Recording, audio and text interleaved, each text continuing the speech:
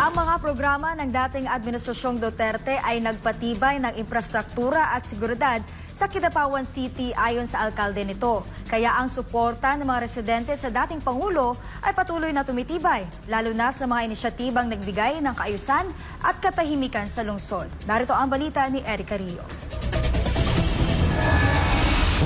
Hindi nagpahuli ang Kidapawan City sa pagpapaabot ng suporta at pagkilala kay dating Pangulong Rodrigo Duterte na ngayon ay nasa kustodiya ng International Criminal Court o ICC matapos iligal na arestuhin at isuko ng Marcos administration halos isang buwan nang nakalilipas. Sa panayam ng SMNI News kay Mayor Pao Evangelista ng Kidapawan City, ibinahagi nito ang positibong epekto ng mga naging programa ng administrasyon ni dating Pangulong Duterte sa kanilang lungsod, partikular na sa infrastruktura at seguridad. Sa build. And the LCAC po na program, no? Yung dalawa po talaga, it really had an impact here in Mindanao, even here in Kidapawan City. We really felt the impact of the whole of nation approach. We were able to declare several barangays insurgency free because of the LCAC program.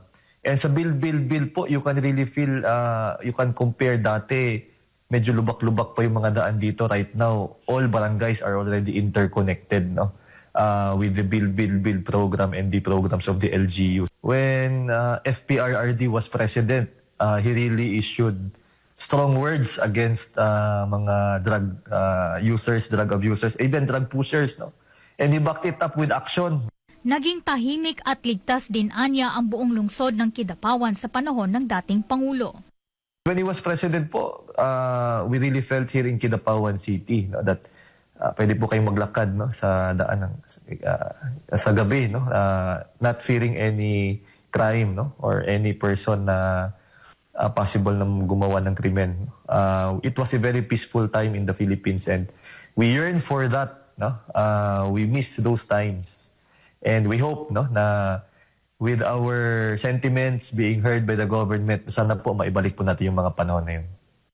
Matatandaan nitong Marso 28, ipinakita ng Kidapawan City ang matibay nitong suporta kay dating Pangulong Rodrigo Duterte sa kanyang ika-80 kaarawan. Libu-libong taga-suporta ang lumahok sa isang malaking motorcade na sinundan ng isang pagtitipon at makulay na fireworks display bilang pagpapahayag ng kanilang pagbati at panalangin para sa dating Pangulo. Patunay ito sa pagmamahal ng mga taga-Kidapawan kay dating Pangulong Duterte.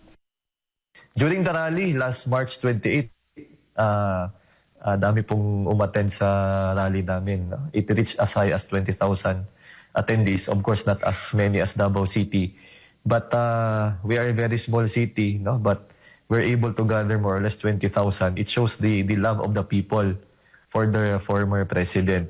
Samantala, nanindigan naman ang alkalde na patuloy niyang ipaglalaban ang tunay na tinig ng mga taga-Kidapawan.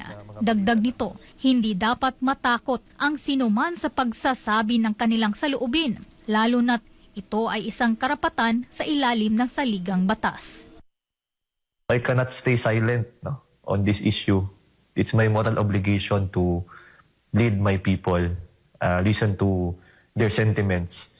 And their sentiments really show, no, na we need to have genuine reforms in our country. Kasi po, nasa saligang batas din naman po natin na that we have the right to call out government, no, to give our redress, no, for the grievances natin sa government.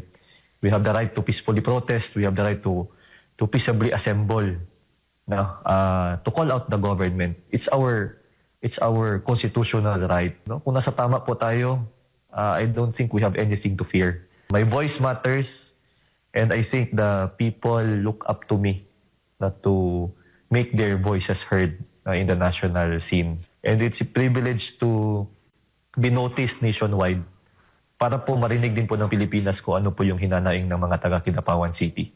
Ito si Erica Rio, ang inyong citizen correspondent, nag-uulat para sa Diyos at sa Pilipinas nating mahal.